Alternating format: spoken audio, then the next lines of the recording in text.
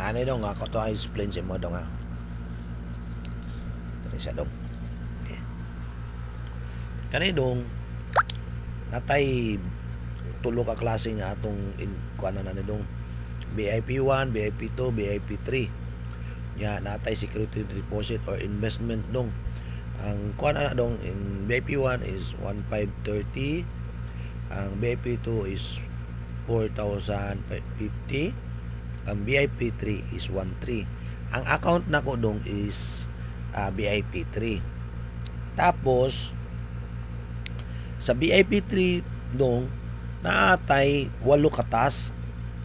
Oh, 8 katas ang ihatag sa tua. Mao na atong tan-awon. Tan-aw sa tua kada adlaw. Unya kada tas dong 60 pesos ang ihatag nato sa tua na. Tapos kada adlaw mukuan jud ta og 480. Unya sa isa 480 pa lang dong, kung imo na siyang i-time sa ka bulan 14,400. Unya ang akong gigawas nga kwarta dong is 13,000. So sa ato pa nabawi ra nako ang kwarta nga 13,000 sulod lang sa isa ka bulan. Unya mukita na pug ko sa sunod bulan og 14,000. Kung dako ang imong investment, dako pod ang imong return of investment. Mao na siya dong, mao na initabuan na dong. Kung gamay imong investment, gamay pod ang return of investment nimo. Mao na siya, no? Tara 14,000 ang imong ma-income monthly. Nga daily wage na daily nimo nga makuha is 480 pesos. Pero ang imong gi-invest is 13,000. Para sa kuha kay BIP 3 man ko 480 kada adlaw akong makuha or masulod sa ako ang account paghuman. Kung ako na siya kada adlaw man jud ka makuha na kay para di masayang, di mo total sa 14,400. Di na balik na dayon ang akong income sa isa ka palang kabulan.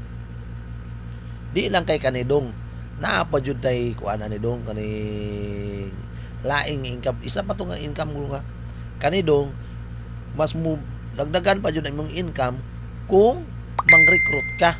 Like example ani kung 13,000 sa kuan ako, like example imong na to kani na recruit is BIP 3, tagaan ka og 1,690. 1,690.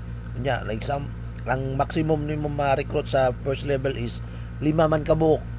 Sa bana kay kung ma-recruit kag 5, 1,690 times 5, mao pud ang ihatag sa imo ha.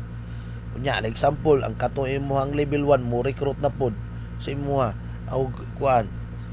Tagaan na pud ka og kuan 520 sana iyang na-recruit sa maski wala ka nang recruit nya naka-recruit siya, tagaan kag 590 sa level 2 na ha. Sa level 2 na siya nga kuan 590 ay hatag sa imo ha. Unya kung katong ika-level 2 mo recruit na pud to, tagaan na pud ka. Ingani ka gwapo ang kuan ni dong. Kani nga iildog. Pindot jud kay dong kay daga. Di lang kay nag-stick lang siya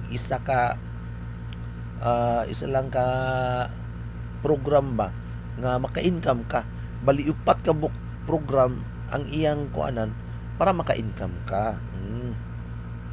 Mo na siya dong. Di lang kay kaninong naapod tani kini example na kay kuano na kay mga downline. Kada tan-awa na nila dong, tagaan pug ka og kuan porsyento na dong. Example si BIP 3 ang imong account sa imuhang na recruit ba sa level 1, tagaan ka og 14%.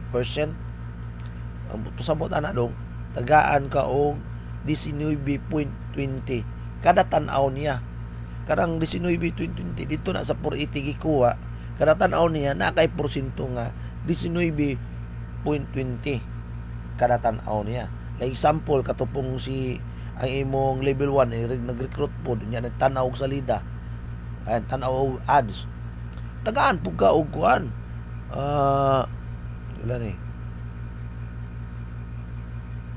4%. 4% sa 480. Wala ka nagkuan na. O igo ra to siya nagtan-aw. Pero nakakita gyapon ka ana, kita gyapon ka kwarta. Nya kato imo ang second level kay ni nag-recruit pud padulong sa third level. Tagaan gyapon kag 2%. Yan na nakagwapo ni dong ni iil dong. Unya ang kanidong kani ang nakagwapo ani dong kani compensation dong. Pag makabuild na ka og team, for example nahurot to nimo ang imuang kuan imuang tong 5 nga level 1. Oh, level 1. Mahurot to nimo kuan mapil-in to nimo 5 ka book kay maximum ato sa level 1 is 5 raman. Nya ang isa ka book ang downline na pud sa level 1 mo magka-recruit po siya tulo makakuan po siya tulo di sulod na kaaning kuan kaning temporal consultant na kay sweldo nga 2,000 kada bulan. Sa goy di ganahan na dong eh. Oh. Kaning ikaduha pod mo ning level 2 consultant 28 na to ka book direct. Agana kani dong diri dong wala ni piring-piring di dong kada makakuan ka makakuan ka to kani maka recruit ka tagada yung kagkurta hatag din sa imo pang masulod dayon ning ani ni kagwapo ang kuan iildo dugay na sa gawas pero diri sa Pilipinas bag-o pa 2023 October nya dong. Kay salamat sa imong pagpaminaw dong. Bye-bye.